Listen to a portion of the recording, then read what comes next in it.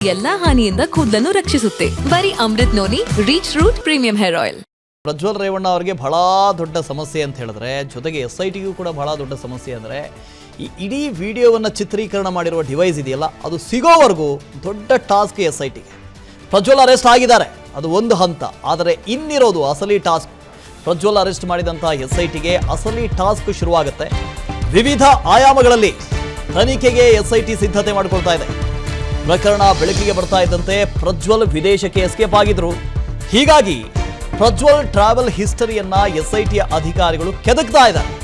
ಎಲ್ಲಪ್ಪ ಹೋಗಿದ್ದೆ ನೀನು ಅಂತ 27ನೇ ತಾರೀಕು ಹೊರಟಂತವರು 34 ದಿನ ಕಳೆದು ಇವತ್ತು ಬಂದಿದ್ದಾರೆ ಅಂತ ಹೇಳಿದ್ರೆ, ಇಷ್ಟು ದಿನ ಎಲ್ಲಿ ಹೋಗಿದ್ರು? ಆ ಟ್ರಾವೆಲ್ ಹಿಸ್ಟ್ರಿ ಏನು? ಎಲ್ಲೆಲ್ಲಿ ಓಡಾಡಿದ್ರು? ನಾವು ಹೇಳ್ತಾ ಇದ್ವಲ್ಲ, ಅವಾಗ ದುಬೈನಲ್ಲಿದ್ದಾರಂತೆ, ನೀನು ಜರ್ಮನಿಲಿದ್ದಾರಂತೆ, ಮ್ಯೂನಿಕ್ನಲ್ಲಿದ್ದಾರಂತೆ, ಇನ್ನೊಂದು ಯಾವುದೋ ಪ್ರದೇಶದಲ್ಲಿದ್ದಾರಂತೆ, ಹಂಗೇರಿಲಿದ್ದಾರಂತೆ, ಇಡೀ ಯುರೋಪ್ ಎಲ್ಲ ಸುತ್ತಾಡ್ತಾ ಇದ್ದಾರಂತೆ. ಹೇಗೆ ಸುತ್ತಾಡಿದ್ರು? ಹೌದಾ, ಸುತ್ತಾಡಿದ್ದು ಹೌದಾ? ಯಾವೆಲ್ಲ ಪ್ರದೇಶಗಳಿಗೆ ಭೇಟಿ ಕೊಟ್ಟಿದ್ರು? ಯಾಕಾಗಿ ಹೋಗಿದ್ರು? ಇದ್ರ ಹಿಂದೆ ಇರೋರು ಯಾರು?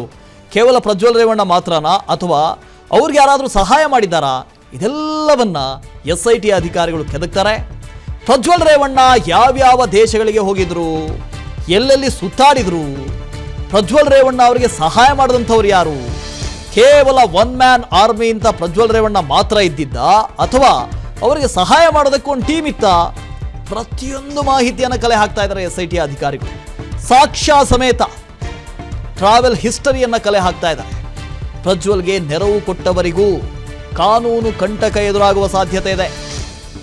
ಪ್ರಜ್ವಲ್ ರೇವಣ್ಣ ಯಾವ್ಯಾವ ದೇಶಗಳಿಗೆ ಹೋಗಿದ್ರು, ಏನೆಲ್ಲ ಮಾಡಿದ್ರು, ಅವರಿಗೆ ಸಹಾಯ ಮಾಡಿದಂಥವ್ರು ಯಾರು, ಇಲ್ಲಿ ನಮ್ಮ ದೇಶದಲ್ಲಿ ಏನೆಲ್ಲ ಬೆಳವಣಿಗೆ ಆಗ್ತಾ ಇದೆ ಅದನ್ನು ಅವ್ರಿಗೆ ತಿಳಿಸಿದಂಥವ್ರು ಯಾರು, ಮುಂದೇನು ಮಾಡಬೇಕು ಅಂತ ಪ್ಲ್ಯಾನ್ ಕೊಟ್ಟಂಥವ್ರು ಯಾರು, ಐಡಿಯಾ ಆಗದಂಥವ್ರು ಯಾರು, ಇವರೆಲ್ಲರಿಗೂ ಕಾನೂನು ಕಂಟಕ ಎದುರಾಗುವ ಸಾಧ್ಯತೆ ಇದೆ. ಯೋಚನೆ ಮಾಡಿ, 27ನೇ ತಾರೀಕು ಇಲ್ಲಿಂದ ಹೋದ ತಕ್ಷಣವೇ 29ನೇ ತಾರೀಕು ನಿರೀಕ್ಷಣಾ ಜಾಮೀನು ಅರ್ಜಿ ಸಲ್ಲಿಕೆ ಆಗುತ್ತೆ.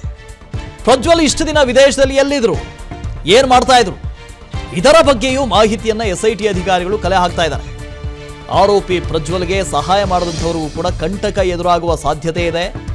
ಪ್ರಜ್ವಲ್ಗೆ ಸಹಾಯ ಮಾಡಿದವರನ್ನು ಬಂಧಿಸಿ ವಿಚಾರಣೆಗೆ ಒಳಪಡಿಸುವ ಸಾಧ್ಯತೆ ಇದೆ. ಪ್ರಜ್ವಲ್ ಇಷ್ಟು ದಿನ ವಿದೇಶದಲ್ಲೇ ಇರುವುದಕ್ಕೆ ಕಾರಣ ಏನು? ಯಾಕಿರಬೇಕಾಗಿತ್ತು? ಹೇಗೂ ಬಂದು ಸರೆಂಡರ್ ಆಗಿದ್ದಾರೆ. ಇದನ್ನು ಮೊದಲೇ ಮಾಡ್ಬೋದಾಗಿತ್ತಲ್ವಾ? ಯಾಕೆ ಇಷ್ಟು ದಿನ ಕಾದ್ರು?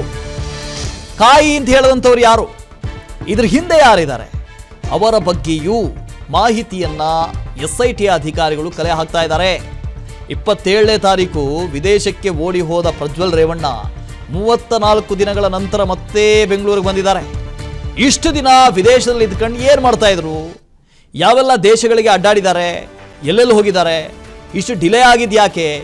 ಏನಾದರೂ ಸಾಕ್ಷ್ಯ ನಾಶ ಮಾಡಿದಾರಾ? ಯಾವೆಲ್ಲ ಸಾಕ್ಷ್ಯಗಳನ್ನು ನಾಶ ಮಾಡಿರಬಹುದು? ಇದೆಲ್ಲದರ ಬಗ್ಗೆಯೂ ಕೂಡ ತನಿಖೆ ಮಾಡ್ತಾ ಇದೆ SIT.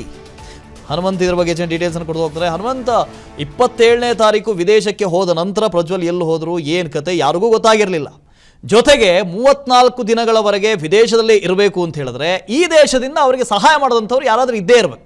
ಅವರಿಗೂ ಕಂಟಕ ಎದುರಾಗಿದೆ ಅಂತ.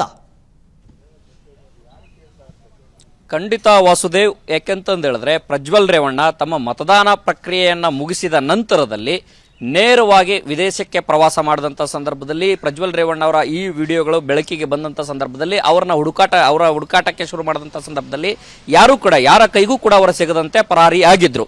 ಅದೇ ಒಂದು ಹಿನ್ನೆಲೆಯಲ್ಲಿ ಈಗ SIT ಅಧಿಕಾರಿಗಳ ಮುಂದೆ ಸ್ವತಃ ಅವರೇ ಬಂದು ಹಾಜರಾಗಿರುವಂಥ ಒಂದು ಕಾರಣಕ್ಕಾಗಿ ಇಷ್ಟು ದಿನ ಯಾಕೆ ಅವರು ಕಾದು ನೋಡುವ ತಂತ್ರಕ್ಕೆ ಯಾಕೆ ಮೊರೆ ಹೋದ್ರು ಅನ್ನುವಂಥ ಒಂದಷ್ಟು ತನಿಖೆಯನ್ನ ಈಗ SIT ಅಧಿಕಾರಿಗಳು ಮಾಡ್ತಾರೆ. ಪ್ರಮುಖವಾಗಿ ತನಿಖೆಯ ಸಂದರ್ಭದಲ್ಲಿ ಟ್ರಾವೆಲ್ ಹಿಸ್ಟ್ರಿ, ಅವರು ಹಾಸನದಿಂದ ಮತದಾನ ಮಾಡಿದ ನಂತರದಲ್ಲಿ ಎಲ್ಲಿಗೆ ಹೋದ್ರು, ಅಲ್ಲಿಂದ ಬೆಂಗಳೂರಿಗೆ ಯಾವ ರೀತಿ ಬಂದ್ರು, ಬೆಂಗಳೂರಿನಿಂದ ಅವರಿಗೆ ಹೋಗ್ಲಿಕ್ಕೆ ಯಾರೆಲ್ಲ ಸಹಾಯ ಮಾಡಿದ್ರು, ಯಾರು ಟಿಕೆಟ್ ಬುಕ್ ಮಾಡಿದ್ರು, ಅದಾದ ನಂತರದಲ್ಲಿ ವಿದೇಶದಲ್ಲಿ ಎಲ್ಲೂ ವಾಸ್ತವ ಹೂಡಿದ್ರು, ಮತ್ತು ಇಲ್ಲಿಂದ ಅವರಿಗೆ ಹಣ ಸಂದಾಯ ಮಾಡ್ತಿದ್ದು ಯಾರು, ಅವರಿಗೆ ನೇರವಾಗಿ ಟಿಕೆಟ್ ಬುಕ್ ಮಾಡುವಂಥದ್ದು, ಕಳೆದ 2-3 ಬಾರಿ ಕೂಡ ಟಿಕೆಟ್ ಬುಕ್ ಆಗುವಂಥದ್ದು, ಕ್ಯಾನ್ಸಲ್ ಮಾಡುವಂಥದ್ದು ಆಗುವಂಥ ಪ್ರಕ್ರಿಯೆಗಳು ಕೂಡ ನಡೆದವು. ಆ ಒಂದು ಕೆಲಸ ಮಾಡಿದಂಥವ್ರು ಯಾರು, ಮತ್ತೆ ರಾಜ್ಯದಲ್ಲಿ ಆಗ್ತಾ ಇರುವಂತಹ ಪೆಂಡ್ರೈವ್ ಪ್ರಕರಣದಲ್ಲಿ ಬೆಳವಣಿಗೆಗಳಾಗ್ತಾ ಇರುವಂಥದ್ದು. ನನ್ನ ಜೀವನದಲ್ಲಿ ನಾನು ಮಾತ್ರವಲ್ಲ, ನನ್ನ ಕೂದಲು ಕೂಡ ಆಗಿರ್ಬೇಕು ಸ್ಟ್ರಾಂಗ್ ಅಂಡ್ ಸ್ಟೈಲಿಶ್. ಬರೀ Amrut noni reach root premium hair oil ನೊಂದಿಗೆ. Reach root premium hair oil. ಆಂತರಿಕ ಆಗಿರ್ಬೋದು, ಬಹಿರಂಗವಾಗಿರಾಗಿರ್ಬೋದು, ಯಾರೆಲ್ಲ ಮಾಹಿತಿ ಅವರಿಗೆ ತಲುಪಿಸ್ತಾ ಇದ್ರು ಅವರೆಲ್ಲರಿಗೂ ಕೂಡ ತನಿಖೆ ಮಾಡುವಂತಹ ಸಾಧ್ಯತೆಗಳಿದಾವೆ.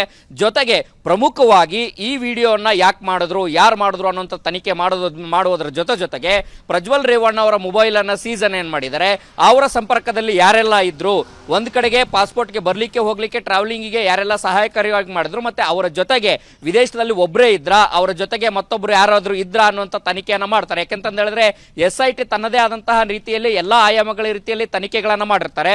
ಮತ್ತೊಂದು ಕಡೆಗೆ ಹೇಳಿಕೆಗಳನ್ನು ಕೂಡ ದಾಖಲಿಸಿಕೊಳ್ಳುವ ಮೂಲಕ ಅದನ್ನು ಕೂಡ ಕ್ರಾಸ್ ಚೆಕ್ ಮಾಡುವ ಮೂಲಕ ಪ್ರಜ್ವಲ್ ರೇವಣ್ಣ ಅವರು ಇಷ್ಟು ದಿನ ತಡ ಮಾಡಿದ್ದಂಥದ್ದು ಯಾಕೆ, ಅವರನ್ನ ಕಾನೂನಿನ ಮುಂದೆ ಬಂದು ಹಾಜರಿ ಆಗ್ಲಿಕ್ಕೆ ಸಿದ್ಧವಾದಂತಹ ಸಂದರ್ಭದಲ್ಲಿ ಯಾಕೆ ಈ ರೀತಿಯ ವಿಳಂಬ ನೀತಿಯನ್ನ ಅನುಸರಿಸಿದ್ರು ಅನ್ನೋಂಥದ್ದು ಯಾರಾದ್ರೂ ಅವರಿಗೆ ಸಲಹೆ ಕೊಟ್ರ, ಕಾನೂನಾತ್ಮಕ ಸಲಹೆ ಕೊಟ್ರ, ಅಥವಾ ಸ್ವತಃ ಈ ಸಂದರ್ಭದಲ್ಲಿ ಅವರು ಬಂದ್ರೆ ಅದು ಮತ್ತೊಂದು ರೀತಿಯ ರಾಜಕೀಯ ಸ್ವರೂಪ ಪಡಿಬಹುದು ಅನ್ನೋಂಥ ಲೆಕ್ಕಾಚಾರದಲ್ಲಿ ದೂರ ಉಳಿದ್ರ ಅನ್ನೋಂಥ ಈ ಎಲ್ಲಾ ಪ್ರಶ್ನೆಗಳು ಕೂಡ ಇವತ್ತಿನ ತನಿಖೆಯಲ್ಲಿ ಹೊರಬರುವಂತ ಸಾಧ್ಯತೆಗಳಿದಾವೆ. ಸದೇವ್, ಓಕೆ, ಥ್ಯಾಂಕ್ ಯು ಹನುಮಂತ್. ಅನುಕ್ಷಣದ ಸುದ್ದಿಗಳಿಗಾಗಿ ವಿಸ್ತಾರ ನ್ಯೂಸ್ ಯೂಟ್ಯೂಬ್ ಚಾನೆಲ್ ಸಬ್ಸ್ಕ್ರೈಬ್ ಮಾಡಿ. ಹೊಸ ಸುದ್ದಿಗಳ ನೋಟಿಫಿಕೇಶನ್ಗಾಗಿ ಬೆಲ್ ಐಕಾನ್ ಕ್ಲಿಕ್ ಮಾಡಿ. ಲೇಟೆಸ್ಟ್ ಅಪ್ಡೇಟ್ಸ್ಗಾಗಿ www.vistaranews.com ವೆಬ್ಸೈಟ್ಗೆ ವಿಸಿಟ್ ಮಾಡಿ. ಅಂಗೈಯಲ್ಲೇ ಜಗತ್ತಿನ ಸುದ್ದಿ ತಿಳಿಯಲು ವಿಸ್ತಾರ ನ್ಯೂಸ್ ಕನ್ನಡ ಆಪ್ ಡೌನ್ಲೋಡ್ ಮಾಡಿ.